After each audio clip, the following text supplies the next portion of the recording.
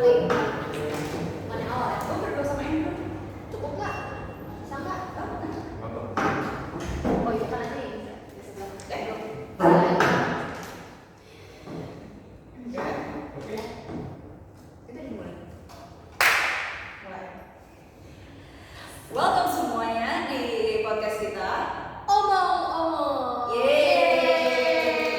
Kembali lagi bersama saya Sherin dan ini Nada. Yes, di sini kita akan ngobrol-ngobrol banyak ya tentang apa nih Nat? Kita bakal ngomongin soal bahasa Indonesia. Kita bakal ngomongin semuanya dari datangnya dari mana, terus kepentingannya itu apa, terus kayak bahasa Indonesia, posisi bahasa Indonesia di zaman modern ini apa gitu. Iya, kedudukannya dan fungsinya juga ya Nat ya.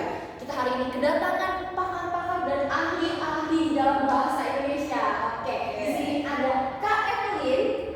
Halo. Halo, di sini juga ada Kak Ini Oke, yang sebelahnya Angel. Oh, Kak Angel. Terus yang terakhir. Ya, Wes, Kak Andrew luar biasa. Nah, di sini Kak Andrew ini sebagai pakar sejarah ya katanya ya. Nat, ya? Iya. Betul. Jadi harus yakin dong, karena kita sudah mengundang Kak Andrew ini udah sangat yakin banget. Kita sudah baca biografinya, wah dia sejarah. Oke, kalau gitu aku penasaran sih Nat. Katanya ya, bahasa Indonesia itu bukan berawal dari Sumpah Pemuda. Iya, sebenarnya bahasa Indonesia tuh mulai tuh kalau kita lihat bahasa Indonesia, kita tuh harus lihat dari awal-awal banget kayak sebenarnya tuh bahasa apa aja yang influence bahasa Indonesia gitu. Oh iya, bahkan dari abad ke-7 silam bahasa Indonesia itu sebenarnya udah ada. Mhm. Nah, makanya kita tuh penasaran banget nih, gimana sih proses dari ditemukannya nih bahasa Indonesia sampai sekarang yang kita pakai sehari-hari gitu ya. Nanti kita langsung tanya aja ke Kak Andrew. Yes, gimana nih Kak? Oke, Tentang sejarah bahasa Indonesia. Jadi itu awalnya itu kita sebutannya bukan bahasa Indonesia ya. Kita sebutannya itu bahasa Melayu. Awalnya itu ditemuin kayak beberapa prasasti dari Sriwijaya. Ditemuinnya itu ada di pesisir tenggara Pulau Sumatera. Awalnya dari situ. Terus bahasa Melayu itu sendiri menggunakan dua istilah kayak bukan istilah bilangnya apa. Pokoknya awalan katanya itu bisa ni atau men. Kalau kita kan sekarang pakainya di atau ber gitu kan. Contoh kayak dimakan, bermain Ya. atau ya macam-macam lah. Yes. Nah kalau dulu dibilangnya dimakan sama bermain. Wow, iya. Berarti ada sangkut pautnya ya dengan Proto Austronesia sama Proto apa tuh namanya tuh Kak? Proto Austronesia sama Proto Melayu Polinesia. Oh gitu, ya. Kasian pinter banget ya. Oh, kan justru aku bertanya, aku tidak mengerti. Udah baca kerjanya Kak Andrew berarti. Oh iya.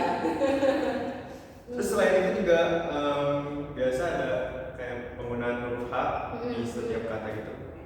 Beda-beda sama kayak yang sekarang. Contohnya kayak kalau sekarang kan kita bilangnya ujung, tapi kalau dulu kita bilangnya ujung.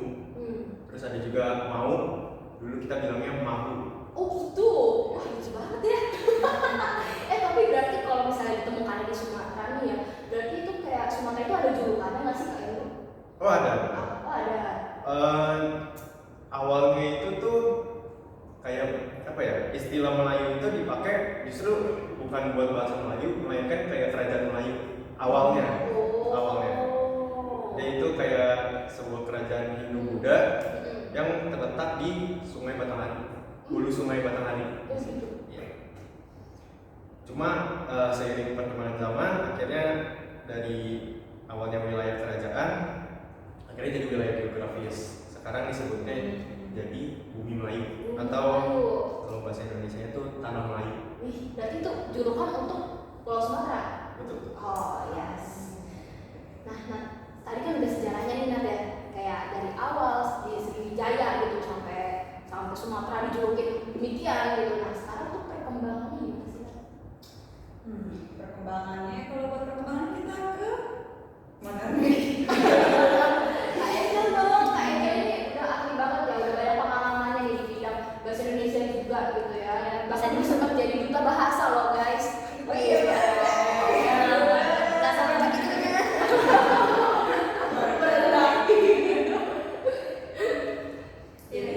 jadi seperti yang Kak Edo bilang, jadi kan dulu kan belum ada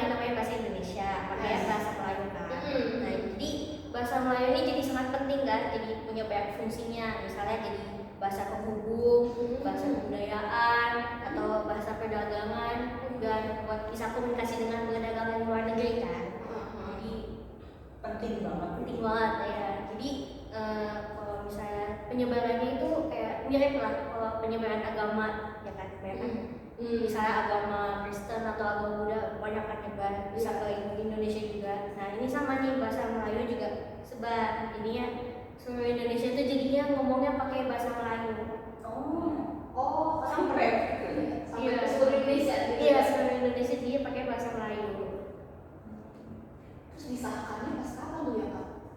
Oh, ini yang bagian mungkin kita tahu nih. Iya, sebenarnya tahu sih, tapi kayak itu perlu belajar lebih detail. Iya sih, detailnya penting sih. Itu mulainya dari Kongres Pemuda, tahu kan ya? Tahu kan ya, Sumpah Pemuda gitu. Kanada masih muda tahu gimana nih? Ngomongin gue. Rahasia publik. Gue takut yang publik guys. Sensor. Oke. Lanjut ya, dari Kongres Pemuda 1. Nah, jadi itu diikutin usulan dari Muhammad Tabrani yang dia anggapnya bahwa jika tumpah darah dan bangsa itu Indonesia, bahasanya juga harus disebut bahasa Indonesia dong. Begitu.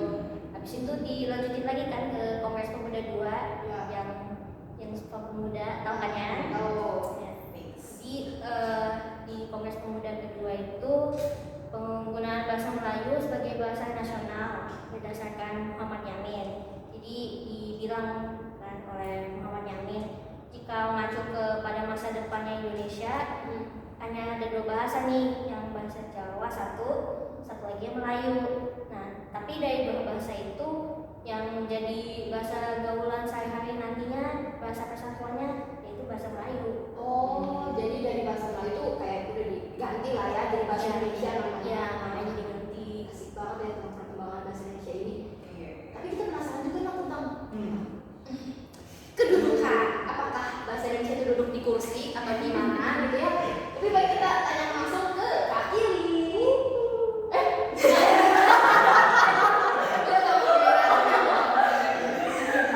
Ini semacam keren gitu.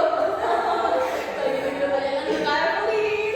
Oke, jadi bukan bahasa Indonesia itu bukan di kursi. Bahasa Indonesia itu ada sebagai bahasa nasional dan bahasa resmi negara. Nah, mungkin kalau dibilang bahasa nasional sama bahasa resmi negara kayak mirip-mirip gitu ya, apa gitu bedanya ya? Jadi kalau misalnya bahasa nasional itu bahasa yang komunikasi yang kayak antar daerah dan antar budaya daerah gitu. Dan sedangkan kalau bahasa resmi negara itu lebih kayak yang lebih resmi-resmi gitulah. Jadi kayak bahasa pendidikan atau media massa, perkembangan teknologi gitu-gitu tuh bahasa resmi negara namanya. Nah, yang lebih lanjutnya lagi dijelasin sama oleh Kak Ini. Oke, jadi makasih ya Kak Eke. Sekarang aku bakal jelasin tentang fungsi-fungsi bahasa Indonesia. Jadi untuk garis besarnya itu fungsi bahasa Indonesia dibagi jadi 2. Ada fungsi sebagai bahasa nasional dan juga bahasa negara. Nah, sekarang aku jelasin dulu tentang sebagai bahasa nasional. Nah, untuk fungsi bahasa Indonesia itu ada 4. Yang pertama sebagai lambang kebanggaan kebangsaan. Nah, bahasa Indonesia ini itu tuh udah menjadi ciri khas kita sebagai masyarakat Indonesia. Karena yang pakai bahasa Indonesia itu cuma kita-kita aja kan. Iya. Sebagai masyarakat Indonesia, kayak kita mau kemana-mana kalau misalnya kita ngomong bahasa Indonesia, orang-orang tuh tahu kayak oh dari Indonesia nih gitu kan. Nah, terus bahasa Indonesia ini juga mencerminkan nilai-nilai sosial budaya yang mendasari rasa kebanggaan. Jadi dari aku udah dengerin kayak cerita dari Kak Angel sama Kak Andrew, itu tuh sejarah bahasa Indonesia sama perjuangannya untuk supaya bahasa Indonesia jadi bahasa negara kita itu panjang banget ya, sejarahnya juga rumit banget. Nah, jadi harusnya kita tuh punya rasa bangga gak sih, karena kayak keren gitu kita bisa bahasa Indonesia. Nah, terus fungsi yang kedua sebagai lambang identitas nasional. Nah, bahasa Indonesia ini punya identitasnya sendiri sehingga serasi dengan lambang-lambang nasional lainnya. Kayak misalnya bendera merah putih itu kan lambang tertinggi negara kita ya, karena itu menyimbolkan kedaulatan negara kita sebagai bangsa yang merdeka. Terus ada juga Garuda Indonesia yang kita semua udah tahu lah ya, itu melambangkan Pancasila. Nah, bahasa Indonesia ini bisa punya identitasnya sendiri kalau kita itu sebagai masyarakat Indonesia memakainya. Apalagi kita tuh sebagai kaum muda dan juga pelajar, kita tuh punya influence paling tinggi gitu lah ya di bangsa kita. Nah, makanya kita itu harus bisa melestarikan dan juga ngebangun bahasa Indonesia itu, dan juga kita harus menjaganya supaya nggak campur-campur sama bahasa lain. Nah terus jangan sampai. Nah terus yang ketiga, fungsinya sebagai alat penghubungan antar warga, antar daerah, dan juga antar budaya. Nah bahasa Indonesia ini tuh punya peranan vital di masyarakat umum. Bahasa Indonesia ini bisa menghubungin masyarakat Indonesia yang berbeda latar belakangnya. Kayak kita semua tahu lah ya kalau bangsa Indonesia itu adalah negara yang majemuk, ya nggak sih? Kayak kita tuh punya budaya yang banyak dan juga bahasa-bahasanya itu juga banyak banget bahasa daerahnya. Nah dengan bahasa Indonesia ini, dengan kita tuh mau ke pelosok tanah air manapun, mau ke bagian Indonesia manapun, dengan cuma memegang bahasa Indonesia sebagai satu-satunya alat komunikasi itu udah bisa. Kita tuh bisa ngobrol sama sesama masyarakat Indonesia dari mana aja, ya nggak? Terus yang terakhir, yang keempat, fungsinya itu sebagai alat pemersatu suku budaya dan juga bahasanya. Nah, bahasa Indonesia ini memungkinkan keserasian di antara suku-suku budaya dan bahasa di Nusantara. Jadi itu bukan gara-gara misalnya kita tuh cuma ngerti bahasa Indonesia aja.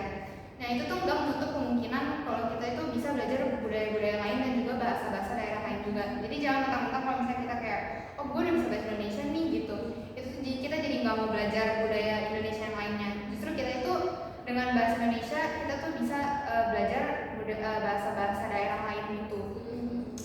Jadi semakin cinta air ya. Kan karena namanya tak kenal maka tak sayang.